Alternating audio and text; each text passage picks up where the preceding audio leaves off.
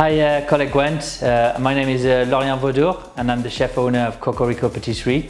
Been running this shop in Cardiff for about 10 years and this year I won the Bake Off Professional 2020.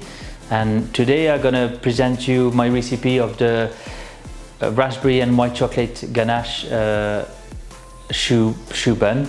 It's going to be a choux bun with a red cracklin, and inside we're going to put raspberry jam and some white chocolate and vanilla whipped ganache. So to start, we're going to make the raspberry jelly or raspberry jam, and for this I'm going to need some caster sugar, some pectin NH nappage and fruit puree. So this one it can be any purees that you want, and for the sugar contents I don't want too much either, so you keep that kind of sharpness from the fruit. And very important, we're going to mix the pectin NH with the sugar and make sure that is nicely dispersed into it.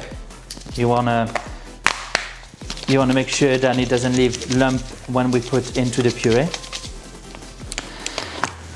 That is all mixed up, and now we're going to put the puree onto the hob and heat it up around 45 degrees Celsius.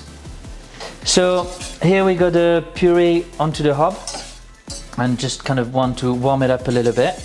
And basically we got the sugar and the pectin all mixed together, and we pour all that in and make sure to whisk it in so we don't get any lumps of pectin into the puree. And all you want to do is to now bring it to the boil and leave it boil for about 2 to 3 minutes to make sure that the pectin react and we get a good setting on a pectin. So here we go, boiling away. I'm gonna stop it, and I'm just gonna pour it into a jug. Today cool down just a little bit. Bear in mind the pectin will usually set around 60 degrees Celsius, so you don't want to wait too long. And we're just going to pour in a silicone mold. You can also do it in a bowl, let it set in the fridge and use it in a piping bag later on. If you want to substitute some of the puree for whole fruits, you could also have maybe a 2/3 of the recipe of puree and 1/3 of fruit, so it'll give you a bit more texture to your jelly.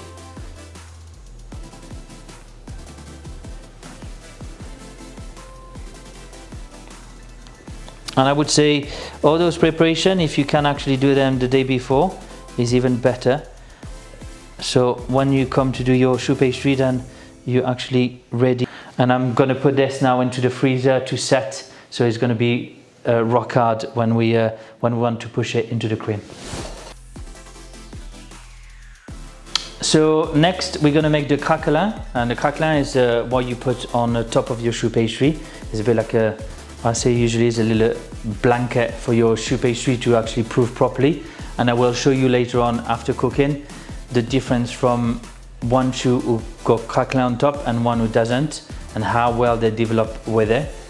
It's also a good way to incorporate colors to it, make it a little bit more vibrant, bring a little bit more flavor, as well as the texture. So I think it's something that I really like to do on choux pastry. And here we've got demerara brown sugar and some salt. I use the demerara sugar to give more of a crumble texture, and we've got some butter room temperature, which is quite important because you want to make sure that it blends in properly. And we've got some plain flour to go in it. And for this one, because we're doing a raspberry, I'll be using a powder colorant, and as you can see I'm going to put just a little bit into it. We'll check after if we need a little bit more. With colorant, I always use powder colorant, and you got two types: is hydrosoluble or liposoluble. One is designed to be mixed with fat, the liposoluble, and the hydrosoluble is for water-based things. Bear in mind here we do have a lot of of fat content, but you still got that little bit of water content from the butter because it's 82% fat and 18% of water. So it's still going to dissolve into it. So you could use either of those, but those recipe, they need powder colorant because otherwise you will be adding some more water content to your recipe, and it's not something that you desire for that kind of product.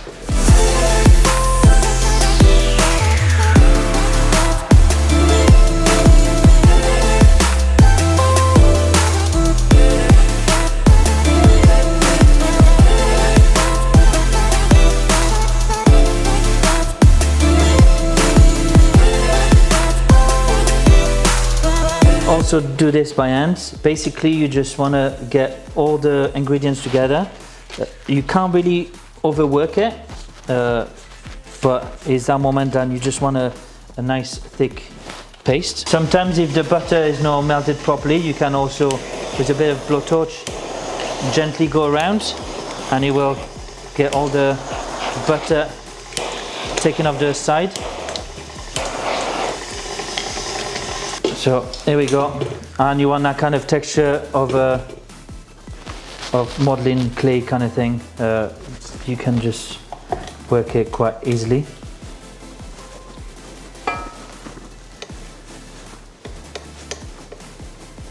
So now the Cracklin mix is all kind of mixed up. We're gonna take our mix and put it in between two bits of paper.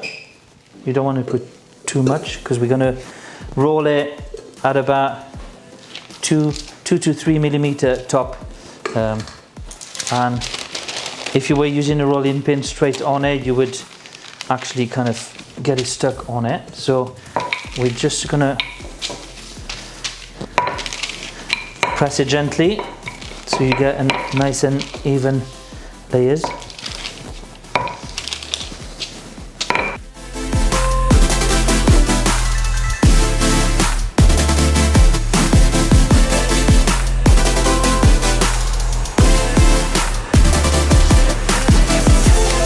Just going to take the excess off and we can use it later on. The good thing with this recipe, we do batch of it in the shop and we pre-cut it and then we freeze it. We keep it in the freezer as disc ready to use. So every time we got some choux pastry, we just go in the freezer, take the disc and plonk it on it, and you want to like that. You don't have to do this every single time.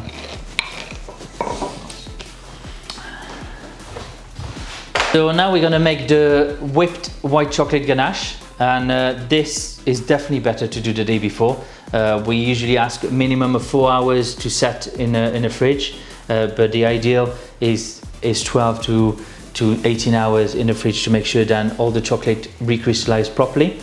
And for this we got the first part of the cream, then we're going to bring to the boil. We got a chocolate here, and we also I've got some vanilla pod. So this is a very expensive ingredient. I get mine, those ones came straight from the farm in Papua New Guinea, and I'm very fortunate. As you can see, it's nice and soft and it's plump, but then most of the time you will find some vanilla essence or things like this. I use this, but you could use different spices. You could also use some cinnamon or some ginger. It's just to give a bit more flavor to the ganache, and it's something that I wanted to use today for you. And for this, I'm gonna put the knife through it, keep it flat, run it all the way through, and as you can see, we got all the seeds inside it, and then run back the blade on it. So I'm gonna still put the pod inside the cream because you still got quite a lot of flavor into it, and then all the seeds into the cream. And we're just going to bring the cream onto the boil.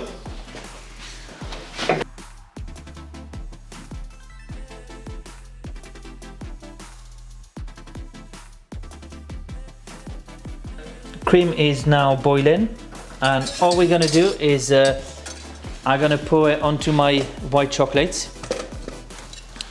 You want to pour all of it in.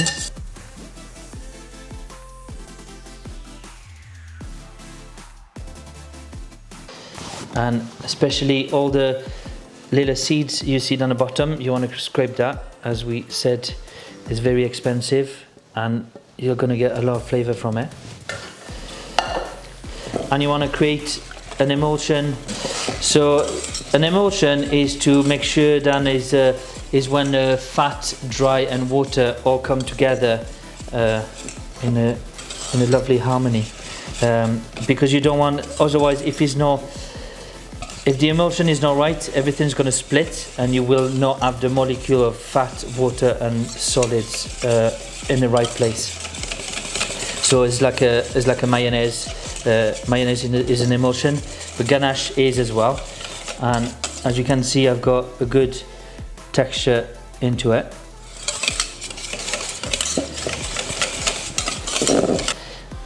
And now I'm gonna add the remaining bit of the cream. This one we don't want to boil it because basically when you take the cream above 60 degrees, you're going to destructure the molecule of your cream and the fat and the water content is going to separate and it's not going to be as good for when you whip it. So this is why we need to use some cream that is still chilled, and we're going to add the rest into it. It's more to incorporate than to whisk, and as you can see, and for good measure, for this I'm gonna have a look to cling film to contact, and the reason is we're using cling film straight to contact is so we don't get a skin forming on the top. So you could do this with quite a lot of the crème, the anglaise, the custards, all those kind of cream that are hot and suddenly gonna go cold. You might gonna end up having a skin forming on top, and basically you want to create that skin already with a cling film. And this is gonna go into the fridge for a minimum of 4 hours.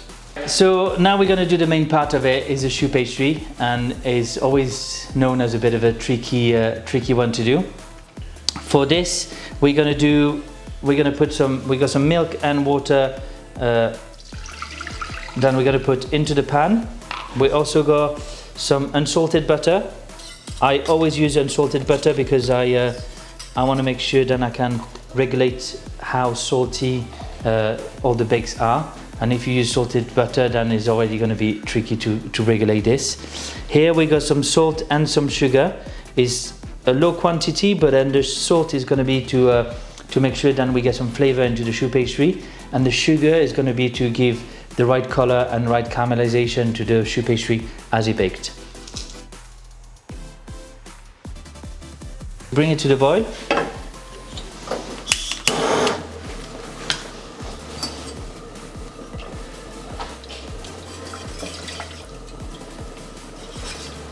And we're going to wait until the butter is all melted, and you don't want to boil it too much.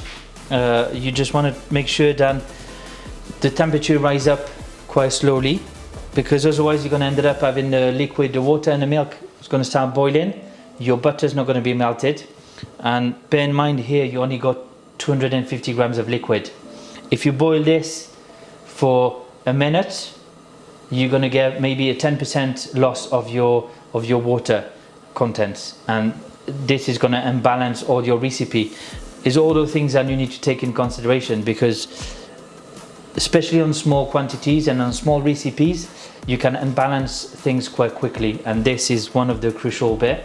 The choux pastry revolved in between different things, because we're gonna have to cook this with the flour, and if you leave the flour cooking a little bit more, you're going to dehydrate your first dough a lot more, and after that we're going to need to add some liquids, and everything is different. Some flour might absorb more water than others. Even though they're all plain flour, they all got different type of absorption of water. And after that we're going to use some eggs, and for this the eggs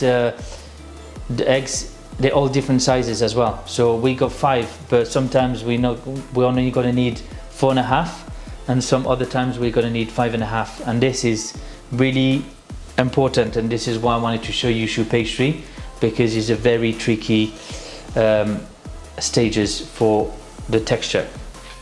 So I was inspired to do this recipe today because we do this at Cocorico Patisserie, and we use them for the afternoon tea. So we do like mini choux, and they cut up. We get a cream and a gel inside, and I think it's great for skill wise to know how to make a decent choux pastry. Is definitely a good basic to have. So now we've got a liquid coming to simmer, and we're gonna chuck all the flour all in one go. And you wanna make sure that it all come together into a paste.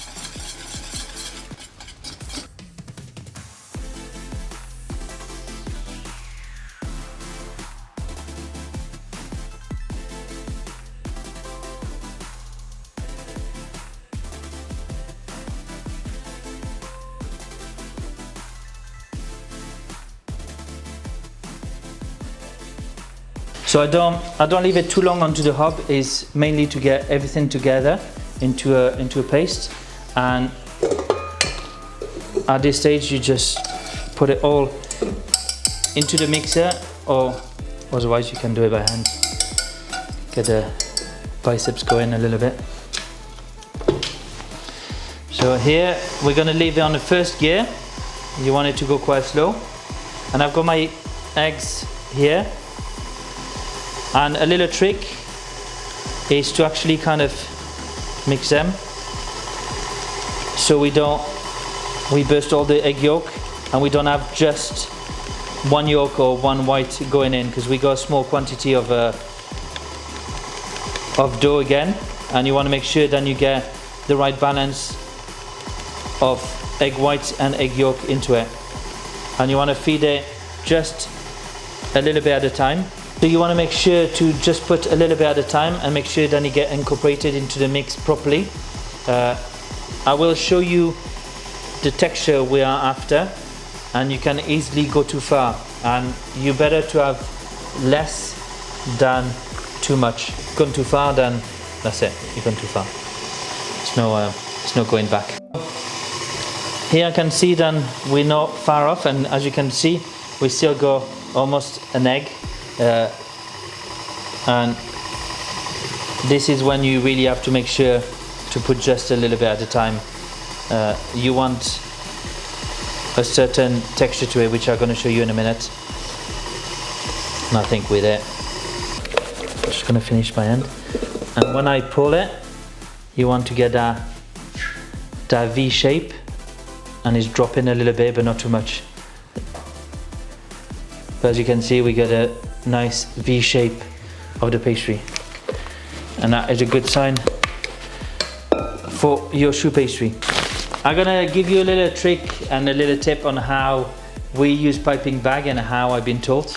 So usually always use a nozzle, so you're gonna get a better end product. This one is a number 10 straight nozzle, and first tip is just push into the nozzle. So when you're going to put your preparation into it, it's not going to come out and drop out of it. And after that, on the top, you want to give a good fold back.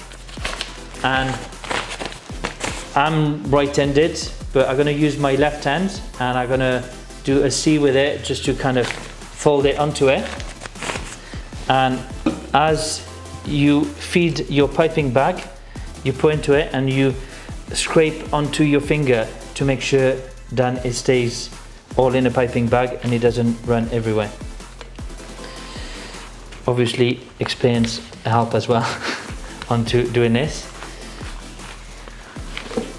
Never overfeed your bag, because otherwise it's going to burst everywhere.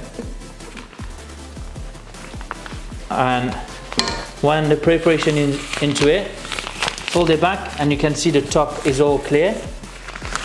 And this is when you want to squeeze it down onto it. You can give a couple of turns just to secure it. And now, because I'm right-handed, I'm gonna stick the piping bag into my right hand, between my thumb and my index. This is going to be the hand that squeeze, and my left hand is going to be the one that guide the nozzle.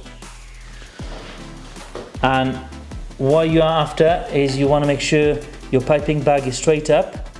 You don't move, you squeeze until you get a perfect shape. Stop squeezing and put it away. And now we have the Cracklin here, and all we're going to do is we're going to place it on top of the choux pastry, and literally just want to put it gently. You don't need to press it even more. With the heat, the Cracklin is gonna go back into it. Now it's ready. We're gonna pop it in the oven. It's gonna take 50 minutes to an hour, 140 degrees Celsius. And now the choux buns been in the oven for about 50 minutes, 55 minutes, and they are nice and dry. So you can see the bottom needs to be nice and brown.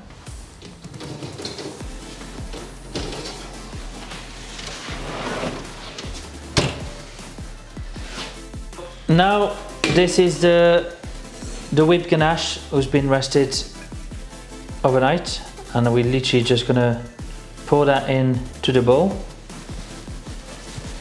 and we're just gonna whip it like you would whip a cream.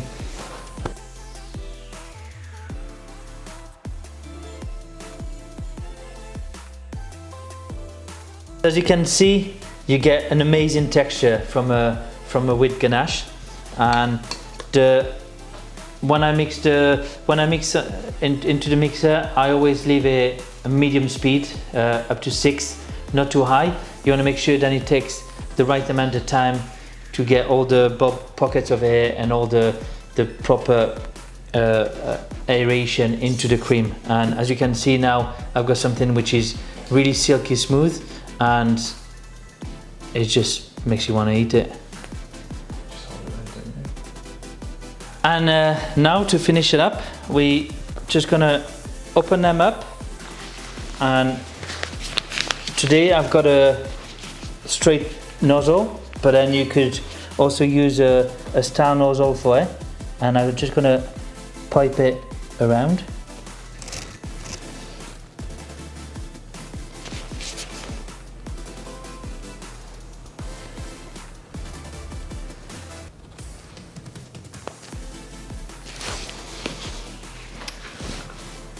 I'm going to take our insert of raspberry to push it in.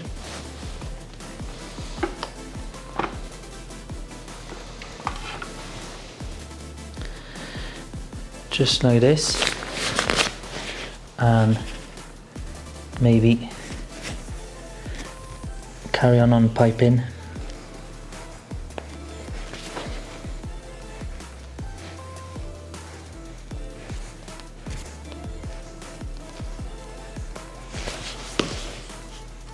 Just pop on top like this. Wow. And here's my white chocolate whipped ganache and raspberry choux bun.